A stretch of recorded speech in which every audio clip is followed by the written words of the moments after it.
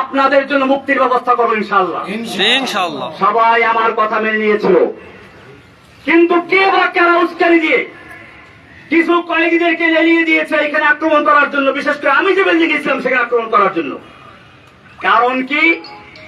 কারণ ছিল এই আন্দোলনটাকে একটা জঙ্গি রূপে আকৃতি দেওয়ার জন্য। আমি গোয়েন্দা বিভাগের ভাইদেরকে বলবো, ঢাকার high security, Kashimpur high security জেলে পরিবেশ শান্ত হওয়ার পরে এই কয়েদিদেরকে লেলিয়ে দিয়েছিল কারা হাজুদের উপরে। যদি সেদিন আমি জীবনের ঝুঁকি নিয়ে বাধা না দিতাম তাহলে সেখানে কারবালার ময়দান হয়ে যেত। কারণ হাজুতেরা নামলে বলে ওই কয়েদিদেরকে খুঁজে পাওয়া যেত না। এই চক্রান্ত কারা করেছিল আপনাদের খুঁজে বের করতে হবে। এই চক্রান্ত শুধু জেলখানার ভিতরে না, আপনারা শুনুন, আমি যেই ব্লকে থাকি, অর্থাৎ ব্লক বলতে একসাথে 7টা রুম, আমি সবসময় একাই থাকতাম এক ব্লকে। কিছুদিন আগে বন্দি বেশি হয় আমার ওখানে, ওই যে প্রশ্ন ফাঁসের আসামি আবেদ আলী, ওর সাথে আরো কয়েকজন দেয়, হিন্দু একজন আসামি আছে, হিন্দু। আমি বললাম খবরদার তুমি যে হিন্দুরা তাদের কেউ বুঝতে না পারে। আমি ওর নাম রেখে দিলাম আব্দুর রশিদ, এখন আমার পাশেই আছে, আসার সময় দেখা করে আসছি, যাতে করে তার কেউ ক্ষতি করতে না পারে। আমার বড় ভাই এখানে আছে, আমি ছোটবেলায় দেখেছি। আমার বড় ভাই আছে এখানে, সেদিকে মাস্টার সাহেব দিকে আমি বলি বড় ভাই হিন্দুদের ঘনিষ্ঠ বন্ধু। আমি দেখেছি ছোটবেলাতে আমাদের পাশের গ্রাম হিন্দু। এই হিন্দুরা ওনার সাথে কি সম্পর্ক আছে, বিপদ আপদে পড়লে তো ওরা যাই বলিবার কাছে। এইভাবে আমরা পারিবারিক ভাবে হিন্দুদেরকে কখনোই পর মনে করি নাই। আমি বাংলাদেশের সমস্ত ভাইদেরকে বলবো, আমার এই আওয়াজ যে প্রান্তে পৌঁছে, হিন্দু মুসলিম আমাদের কোন বিভেদ থাকার দরকার নেই। আমরা বাংলাদেশি। আমি ইন্ডিয়াতে পড়াশোনা করেছি, দেওবন্দের উল্লেখযোগ্য ছাত্র। আমি দেওবন্দে পড়াশোনা করেছি। ইন্ডিয়াতে হিন্দুদের বিভিন্ন বাগানে গিয়ে ফল খেতাম। হিন্দু দাদারা আমাকে বলতো, খালো খালো ভাই, দেখতে চাই, খালো, লেলা নেই, যত চাও খেয়ে নাও, নিতে পারবা না। এরকম আমি সেই সংস্কৃতির শিক্ষাপ্রাপ্ত লোক। আমাকে হাসিনা সরকার তার ব্যক্তিগত আক্রোশের কারণে সারা বাংলাদেশে নয়, সারা বিশ্বে আমাকে জঙ্গি বলে চিহ্নিত করে আগে করে প্রচার করেছে। আমি আপনাদেরকে, সাংবাদিক ভাইদেরকে বলতে চাই, বাংলাদেশে আমি যখন বরগুনা এসেছিলাম, গ্রেপ্তার বরগুনাতে হয়েছিলাম, আমি বরগুনার বড় মসজিদ, কেন্দ্রীয় মসজিদ সদরঘাট, এই সদরঘাট মসজিদের খতিব ছিলাম। শুক্রবার দিন, জুমার দিন, ঈদের মতো, লোকসভা মতো বরগুনার কোন লোকে বলতে পারবে আমি কোন জঙ্গি জঙ্গি কর্মকাণ্ডের সাথে জড়িত ছিলাম? তাহলে আমাকে কেন এই পরিচয় করানো হলো? কারা করিয়েছে? আল্লাহ তাআলা ছাড়ে না। ইন্না বাতশা রাব্বিকা লাশাদীদ। যেই অহংকারী, যেই ফিরআউন, যেই দাজ্জাল কয়েকদিন আগেও বলেছিল হাসিনা পালায় না, সে ব্যক্তি পালিয়ে গেছে। এটা আল্লাহর দেওয়া শিক্ষা। আমি একটা কবিতা তৈরি করেছি, জাআল হাক্কু ওয়া যাহাকাল বাতিল ইন্নাল বাতিলা কানা যাহুকা। ফিরআউন আয়ে, হামান আয়ে, হাসিনা আয়ে, কাওয়া আয়ে, নানক আয়ে, জালিম জাবির সুলতান আয়ে, जितने जितने शैतान आए सबको हुई रुसवाई हासिल। जाअल हक्कु व जाहकल बातिल इन्नल बातिला काना ज़हूका। যুগে যুগে যত ফিরআউন দুনিয়ার আগমন করেছে, আল্লাহ একটু ঢিল দিয়ে দেখে কত দূর যেতে পারে। যখন তার যাওয়ার সীমানা অতিক্রম করে, আল্লাহ এমন ভাবে ধরে, তখন তার পালিয়ে যাওয়ার জায়গা থাকে না। ইন্না বাতশা রাব্বিকা লাশাদীদ। নিশ্চয় আল্লাহর ধরা বড় কঠিন। ভাইয়েরা আমার, আমি অনেক কথা বলে ফেলেছি।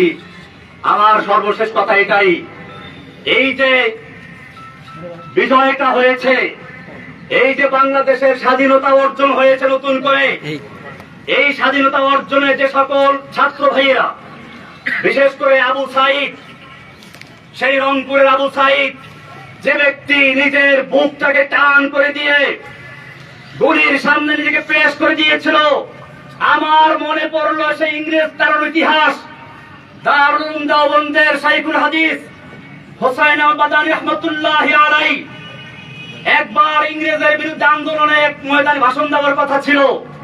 দিল্লি লাল কেল্লার সামনে ইংরেজ সরকার ঘোষণা করেছিল দেখা মাত্র গুলি করতে হবে।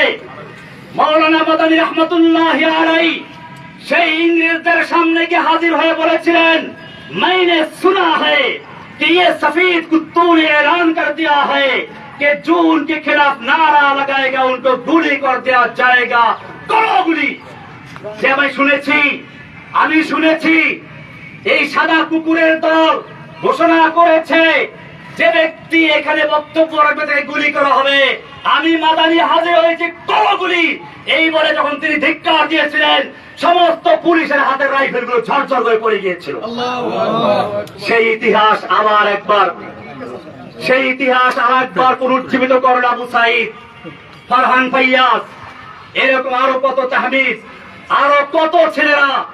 আমি সেই ছেলেদেরকে আপনাদেরকে বলি, সেই আবরার নাম বললেন না, আবরার ফাহাদ, আমি বলতে এখন আরো ভয় নাই, আগে ভয় পেতাম। আবরার ফাহাদের হত্যাকারী যারা, ওরা আমার পাশে একবার ছিল। এখন তাদের 5টা ছেলে পুরো কোরআনে হাফেজ হয়েছে। আপনি দেখলে বুঝবেন না যে তারা বইটের ছাত্র, তারা এখন মাদ্রাসার ছাত্র। আমি নিজেই কয়েকদিন বাকি দেখছি একজনকে দেখা করতে আসছে।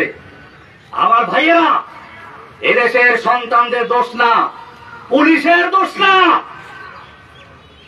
আওয়ামী লীগ যুবলীগ ওই ছেলেদের দোষ না, দোষ হচ্ছে কিছু লিডারদের, কিছু নেতা নেত্রীর, যারা এদেশের যুবকদেরকে, এদেশের পুলিশদেরকে, এদেশের সৈন্যদেরকে নিজেদের স্বার্থে ব্যবহার করতে বাধ্য করে।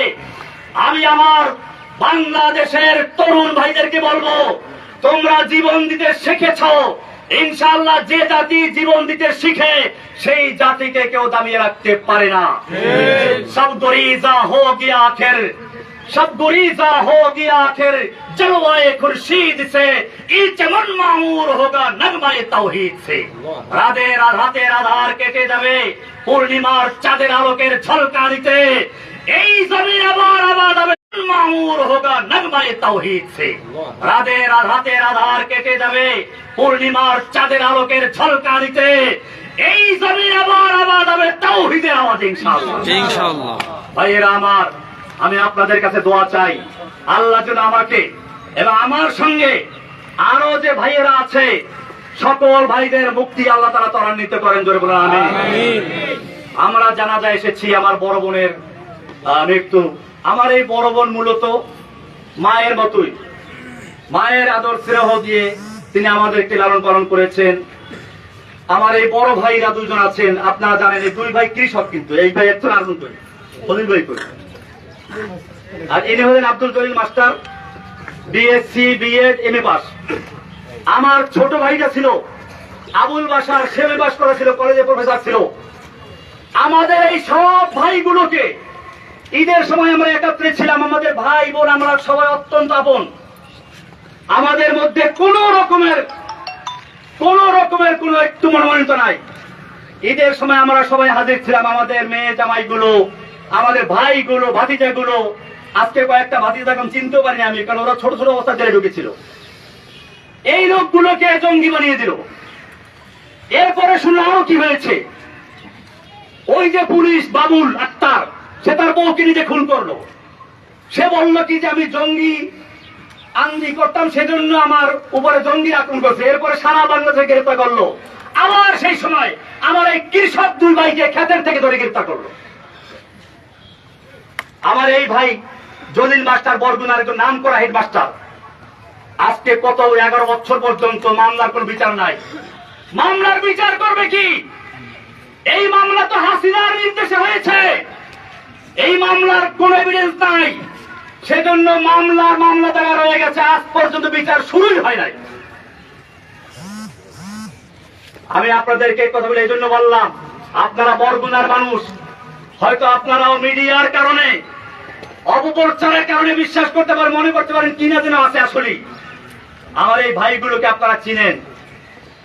আমার ছোট ভাই ওই সময় বাড়ি ছিল না, সে বরিশাল কলেজে প্রফেসর ছিল, তাকে গুম করা হলো। 6 মাস পর্যন্ত নির্যাতন করা হলো। বলা হলো তুই খালি একটা কথা বল, জসিমউদ্দিন রহমানী আনসারুল্লাহ বাংলা টিমের প্রধান, তাহলে তোকে ছেড়ে দিব। আমার ছোট ভাই